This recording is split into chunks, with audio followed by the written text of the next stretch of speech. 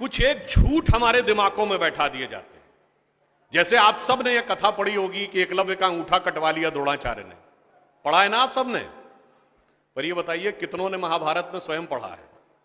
मेरे विचार से हम में से किसी ने भी कभी महाभारत में वह प्रसंग पढ़ा ही नहीं होगा एकलव्य वाला।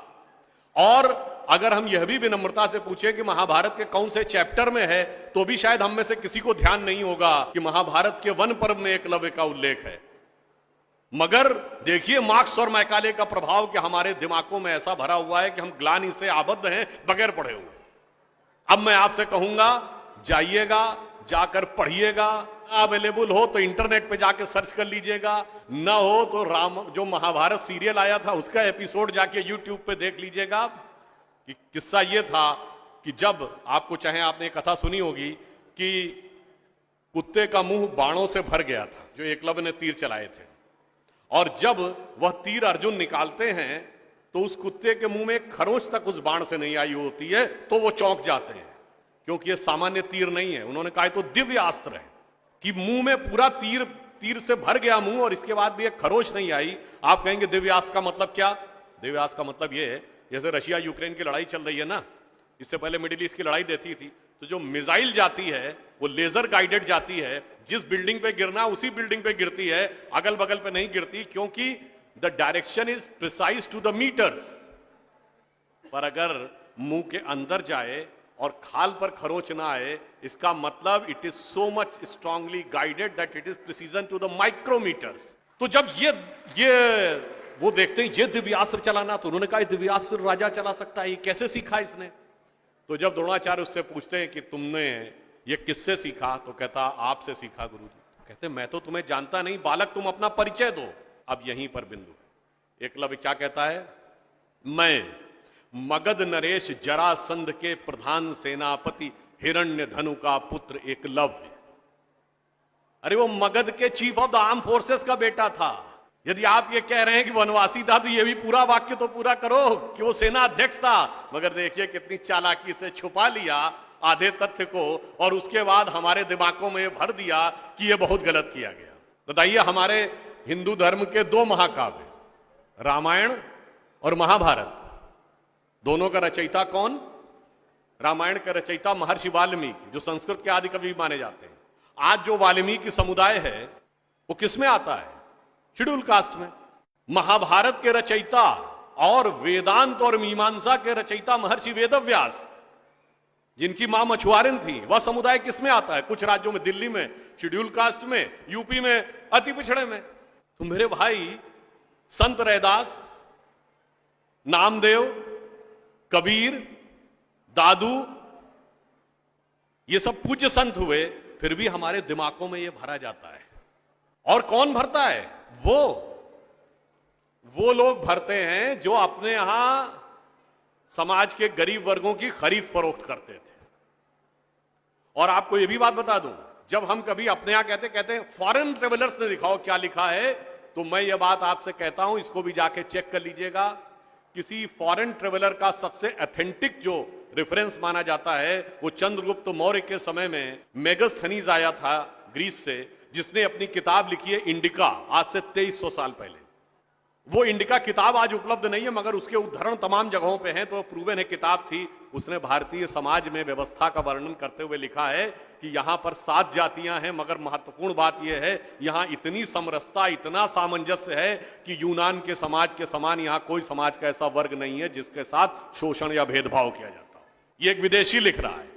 और मैं एक और बात आपसे बताना चाहता हूं, बहुतों को नहीं पता होगा, गांव में पंचायत होती है ना, ये पंचायत में 5 की संख्या कहां से आती है?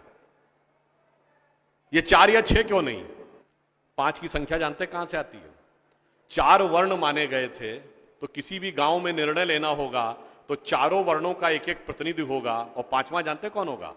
गांव के बाहरी क्षेत्रों में रहने वाले वो वनवासी जो प्रत्यक्ष रूप से गांव का हिस्सा नहीं है, पर हमारे निर्णय का प्रभाव उनके जीवन पर भी पड़ेगा, तो 5वां प्रतिनिधि उनका होगा। वहां से यह पंचायत का भाव आता है। और फिर मैं आपसे कहना चाहता हूं, हमारे दिमाग में एक और चीज भर दी गई कि जाति व्यवस्था हमने बनाई। आपको पता है कास्ट शब्द कहां से आया? ये कास्ट अंग्रेजी का शब्द नहीं है, ये पुर्तगीज भाषा का शब्द है। और 1931 में जो अंतिम जनगणना जाति के आधार पर उसमें 4114 जातियां हैं हिंदू समाज में, जिसमें अब 6000 बताई जाती हैं। मैं चैलेंज करके पूछता हूं, कोई दिखाओ तो किसी धर्म ग्रंथ में 6000 जातियां लिखी हो, और जहां लिखी उसमें इससे ऊंचे ये, इनके नीचे ये ऊंचा ये नीचा, कौन से धर्म ग्रंथ में लिखा है?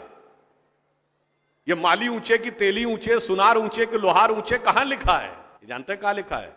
एक British census commissioner Herbert Risley द्वारा किए गए सेंसस में हिंदू समाज को जातियों में विभाजित करके ऊपर से नीचे तक लिखा गया, और फिर वो हमारे ऊपर अध्यारोपित कर दिया गया है।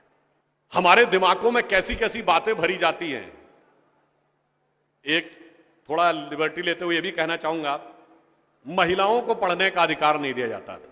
अब ये बताइए, हमारे यहां दिल्ली में लोगों को ध्यान नहीं होता है, आप लोगों ने मैत्री कॉलेज और गार्गी कॉलेज है ना, ये मैत्री और गार्गी कौन थी?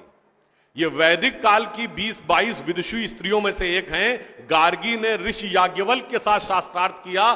फिर मैं चैलेंज करके कहता हूं, दुनिया में कोई दूसरा धर्म संस्कृति बताइए जहां धर्म पे टिप्पणी करने का अधिकार किसी महिला को हो और किसी धर्म के ज्ञाता के साथ शास्त्रार्थ करने का अधिकार। फिर हमको समझाया जाता है कि हमारे यहां बराबरी नहीं थी।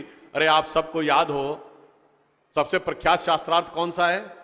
आचार्य मंडन मिश्र और आदि शंकराचार्य के बीच में। दोनों के बीच में जो शास्त्रार्थ हुआ, उसका जज कौन था?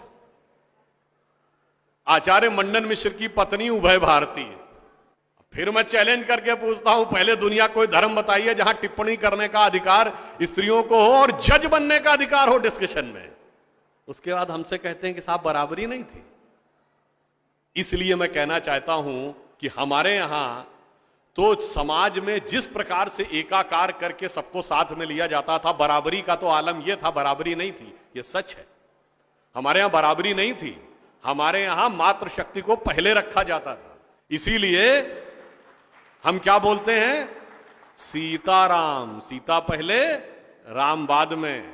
लक्ष्मी नारायण, लक्ष्मी पहले नारायण बाद में। गौरी शंकर, गौरी पहले शंकर बाद में। राधे कृष्ण, राधा पहले कृष्ण बाद में। माता पिता, माता पहले पिता बाद में। और इसीलिए हमारे जितने भी प्रतीक हैं, भारत भी माता है, धरती भी माता है, प्रकृति भी माता है, गीता भी माता है, गंगा भी माता है, गाय भी माता है, गायत्री भी माता है। और ये केवल कोई आध्यात्मिक धार्मिक बात नहीं है। वर्ल्ड की डॉक्यूमेंटेड हिस्ट्री में अगर पहली बार कोई वुमेन रूलर रही है तो गुप्त वंश के समय में 4वीं शताब्दी में प्रभावती गुप्त ने शासन किया है। उसके बाद अहिल्याबाई होलकर, रानी दुर्गावती, रानी झांसी, वो सब तो आपने बहुत सुना होगा। अब वो लोग आके हमको समझाते हैं कि बराबरी नहीं